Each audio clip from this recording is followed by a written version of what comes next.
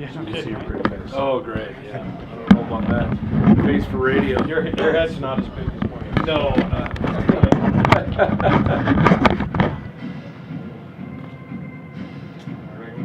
So tell us how it feels to have a running game. well, that was the goal when I got here, 4 years ago, to be able to do both. So, our fronts, we made an educated decision 3 years ago in our recruiting to recruit longer. If you're not over 6'4", then we weren't going to do anything with you. Our strength program, in terms of our guys maturing, we played a lot of guys early as freshmen and young guys, and they got a lot of snaps, and that's been a big deal for us too. At this point, we have close to 100 starts in our front now in terms that play every week. So that along with the recruiting aspect of recruiting bigger bodies has made our running game much better. What does that do for you as a coordinator and your ability to stay fresh with your play call? Yeah, I mean, it's well, you can call anything you want whenever you want. It's not a deal of we have to throw the ball because we can't run because we can't run.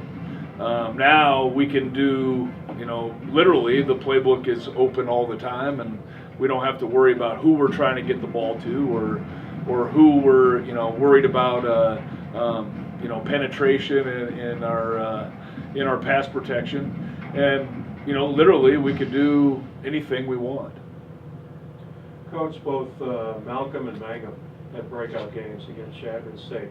Was that just the way the game went, or was there a conscious effort to try and get them the ball?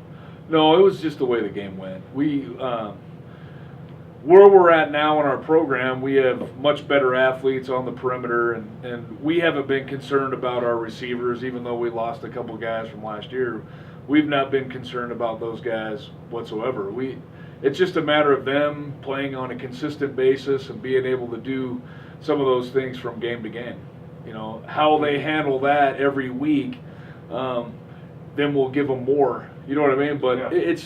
It really is just us running our offense now, because we have 11 guys that can man the position now. It's not where we were deficient physically or speed-wise or anything that way. So we can man every position on offense. And so now it's just a matter of making the right reads. Now the quarterback can play within himself and not have to do more than what he needs to do. What did Chadron do or not do, though, that allowed those guys to have such big games on opposite ends? Because KW I don't think he even had a catch in the middle. So what was Chadron doing that told Justin to go out wide? Well, they played a bear defense, which is more of, both guards in the center are covered. It's more of a little pressure style. They wanted to play a little bit more cover one, for most of the game, or cover three. And so with that gives you a lot more room on the edge outside in terms of that. So which the middle is not more prevalent there. So, but even with all that, we were able to run the ball. That's what helped us throw the ball better, was being able to run against a bear front, even though we didn't have a run over 12 yards. But those are tough, inside runs against a bear defense. That's very difficult to do in terms of that. So, I was proud of our guys in terms of, handling the challenge of running the ball against that bear front, which then helps our play action game or our screen game and our quick game off of the runs. Don, to answer Kyle's question for Mike, you got the leading rusher in the conference, and Xavier. Is there a concern about fatigue with him, or is the gloves off? The gloves are off. I'll run his legs off. He's a good player, and and Dan McSturdy's given us very good, very good reps behind him, and they'll trade off during the game, and even our two young guys that we still like at running back, I still like those guys. You haven't seen them yet, but you got to have a stable of guys now in running 260 plays in 3 games, it takes more than one guy. So, and Danny has been a very good complement to Xavier in terms of that. But you know, if you're the guy, yeah, we want him to tote the rock. If that's you know, if we're running the ball well, yeah, I want him in there getting the carries. I really don't. I want to win games. I'm not worried about how many carries he has after the game. Mm-hmm. You know what I mean? So because at running back, you get hit on every play. It's not whether you're pass proing, whether you're running the ball, whether you catch a ball out of the backfield. You know, it's that physical of a game, no matter what. So. You know, and X has been extremely mature about, you know, getting ready for the next week, about, you know, his habits in terms of getting his body ready. The trainer, he lives in the training room. I think he picks his mail up there, right? I mean, that's how you have to be as a running back. But I think the combination of both of those guys, between him and Danny, have given us a good 1-2 punch. During the game, is it if X gets tired, does he tap his helmet and go out, or are you calling down now, bring in Danny, or how do they decide? You know? Yeah, we have a system where, I mean, after a few plays, depending on if the drive is extended or not, then Dan will come in, or if we want certain guys in certain plays, depending on wherever we're at, you know, or the situation calls for, then we'll request a guy to be in the game. But they've handled it pretty well, and you know, and again, it's a marathon, not a sprint in terms of over 12 games. You're trying to stay healthy for the season, and that's the way we practice, and that's the way that we handle the game as well. And then there just comes a time where you're going to get a bulk of, you know, the better we run the ball, shoot, they're going to get more carries, and I think they would agree that they like that too. The other 2 running backs you mentioned, I'm just curious, who are like the 3 and 4 for you? Ja'Cory Ford, who's a JC transfer from American River, and then we have Nico Hayes, who's just a redshirt freshman. Yeah. But we like those guys too. And they have to always be ready. I mean, because if one guy goes down, hey, the next guy's up, and we got to go. So in terms of that, and that's just the nature of college football. I want to touch on the pace. You've talked about the most plays in the country.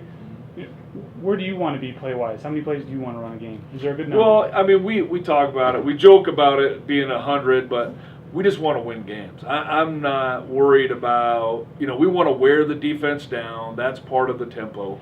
Okay? There's also times when you don't want to go as fast if you're trying to just gather yourself a little bit in terms of that. So, and you saw that the last game in the fourth quarter. Well, we got into 2 tights and ran the ball down their throat, you know, for 7 first downs and ate up about, you know, we had the ball for 11 minutes in the fourth quarter. So we're able to do that. It's hard for spread teams, especially at this level, to be able to do both of those things. So I think, you know, for us, we want to be offensive in how we call plays. We don't want to be defensive. We want them to adapt to us, not the other way around. You talked about Chadron's bear defense and how that takes the middle away. I assume that affects Josh the same way it does Kyle. Yeah, a little bit.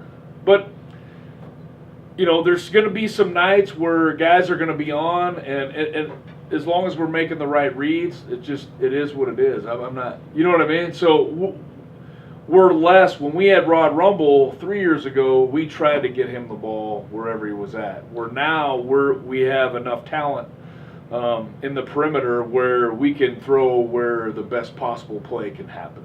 Regardless, yes. Mike Farrader, your wide receivers coach. What kind of addition has he been over the past couple of years, and what kind of coach has he been for this program?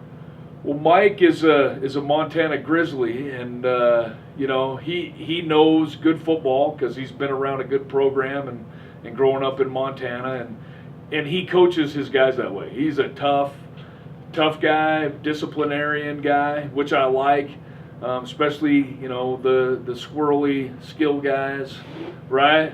But if you coach them hard, they'll play that way, and that's how they play. I think, you know, K-Dub Williams plays very physical. Josh Cook has been very good in terms of tough situations, very tough-minded that way, you know, and then all the other tight ends that we've had. So I think he's done a really good job with them, but I think he's very disciplined in how he coaches, and he coaches them hard. Thanks, Coach. Okay, yeah, thanks, guys.